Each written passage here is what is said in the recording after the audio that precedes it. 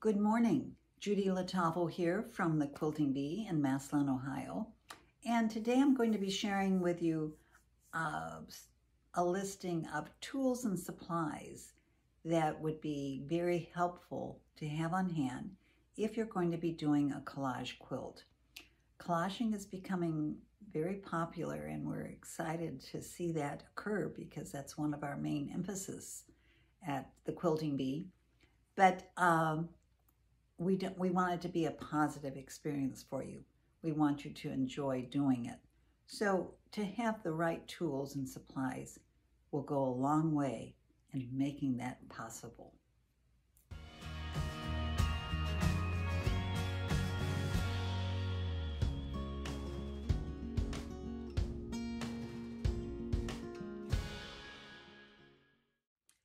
So the first thing we need is our design. And I had laying on my desk a simple design that I had come up with for another video. So that's the one I'm going to use. I have my design. I've enlarged it to the size I want.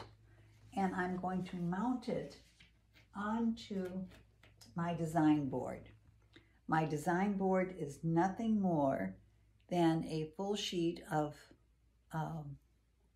foam board that I have covered in flannel.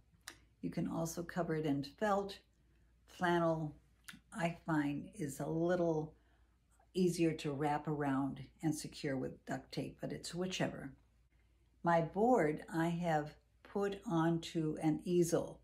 This is a portable easel from Michael's, and I think it was around $30 or $35 a few years ago. But it's sturdy and stays in place and supports my full board.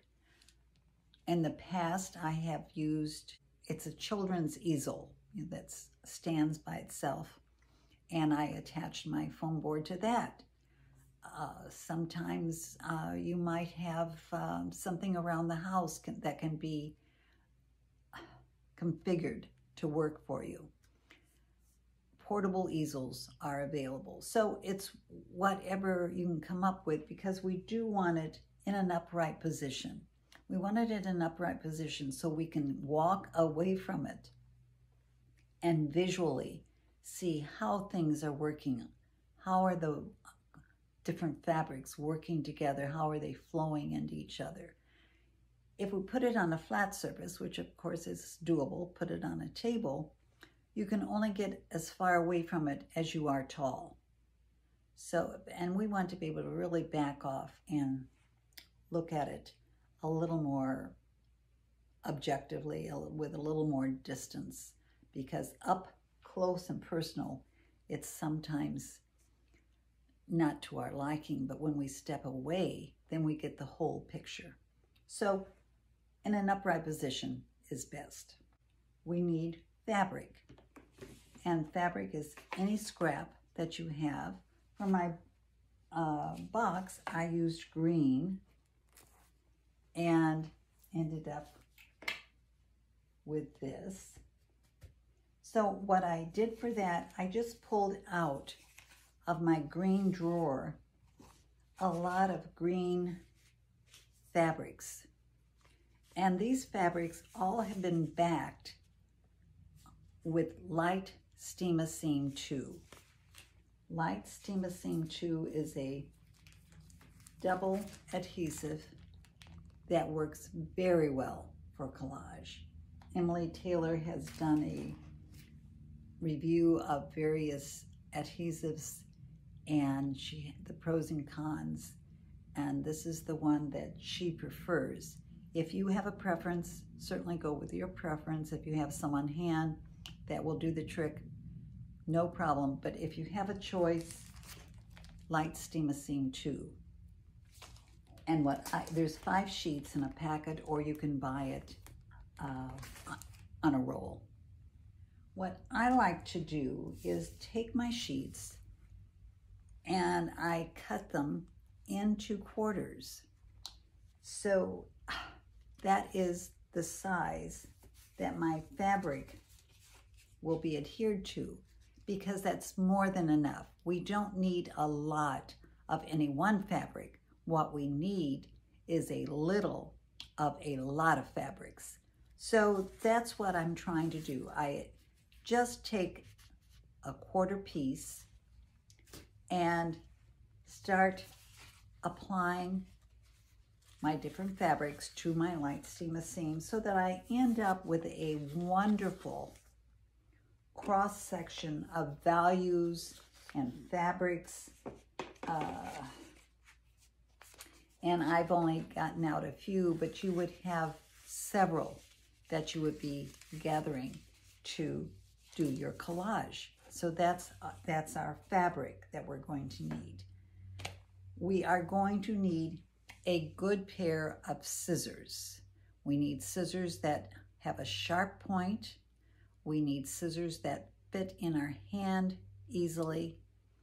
And it's helpful if there is a slight serration to one of the blades because that minimizes fraying. So what do I mean by that? I have here a pair of shears that I keep at my cutting table for cutting yardage, you know, because a long blade, I'm going to cut a lot of fabric 4 or 5 inches at a time with these. I don't need anything like that to be cutting my little pieces of my prepared fabric. Conversely, I have these little guys who are sharp, have a slight serration, that hang on my sewing machine for snipping. You know, if you've done some strip piecing, you can snip those threads. They work well, but if I'm going to be cutting, they're a little too small. So what I want is a pair of scissors that meets all my criteria. Sharp points, serration, and fits in my hand. These are the Karen Buckley's.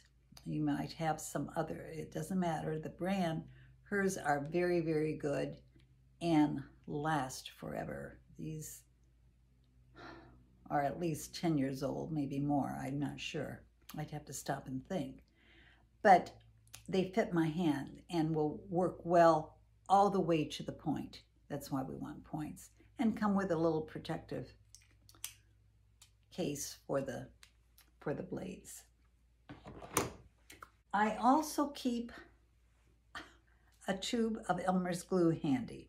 I don't use it often, but every now and then I will have cut out my piece of fabric and I have it placed and it fits beautifully. It's exactly what I wanted. And then I notice that there isn't light steamer seam all the way to the edge. Now I can easily remove it with light steamer seam and trim that off, but that might make it a little too skimpy because I work hard at making certain I only have between 1/8 of an inch and 1/4 of an inch of overlap. If by removing, and it's usually a little more than this, I can attest to, sometimes it's a fair amount that I've missed, but rather than wasting that piece and cutting another one, I can take my glue stick and just apply a little glue. That too will become permanent, just like glue does, just like Elmer's glue does, and I'm good to go. Talking overlap, what I mean there is that we are looking to overlap between 1/8 and 1/4 of an inch, because if we just abut, when we put our batting in and go to quilt it, there is going to be movement to that design and we might get a little separation. So if we overlap ever so slightly, that will protect against that. I don't want to overlap half a hand's full because that just adds bulk to my design that I don't need. So 1/4 down to an eighth is usually sufficient and what I work toward. All right, last but not least is a pair of tweezers. And we want our tweezers to have a nice point, a good tiny point. What do we do with these? Well, every now and then, and let me get to my design board, get this pretty box out of here. I'm currently working on a series, Emily Taylor has it, of botanical designs. And so this one is pretty close to being finished, but I think I might like a little element right over here. And what I have chosen is this little bud, just to sort of bring the flowers up into the greens. I want it behind that leaf. I don't want it on top. I want it behind it. Now I can try to lift, I pretty much press these down with my hands, so they're fairly secure. I could try to lift it with my fingertip. And you might get away with that if you have really talon nails. What I don't want to have happen is, in my lifting, bend the edge back onto itself, because I will never get them separated. So instead, I can take my handy dandy tweezers and come over here and lift that leaf so that I can tuck this in and move it the way I want. Tweezers. Also, some tweezers have that little hook nose, or they're at the very end. As long as they're sharp point, that's all you need. So I've been able to insert, or whenever I need to just lift, I've been able to do that with my tweezers without fear of bending that piece of fabric onto itself. These also come with a little protective case. So I think that is, oh, one more thing, I'm sorry. One more thing. If you are doing parchment, the parchment paper collaging, you will need a clover mini iron. And to the best of my knowledge, this is the only manufacturer that has this tiny little small iron.